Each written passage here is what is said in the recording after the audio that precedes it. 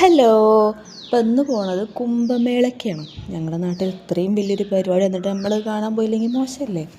അങ്ങനെ ഞാനും അമ്മയും കൂടി പോയി. ബസ് ഇറങ്ങിയ പാടെ കണ്ട കാഴ്ചതാണ്. ഇത്രയെല്ലാം ആൾക്കാരേ ഉള്ളൂ. വേഗം പോയി വേഗം വരാനുള്ളതിൽ വരിയൊക്കെ നിന്ന്.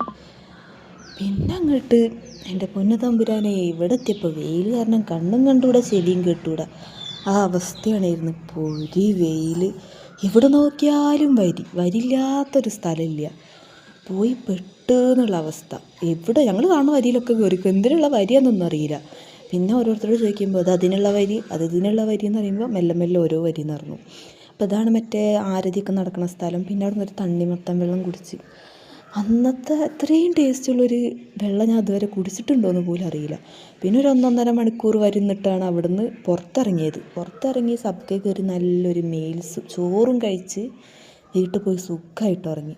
അപ്പോൾ ഇത്രയേ ഉള്ളൂ കുംഭമേള വിശേഷം.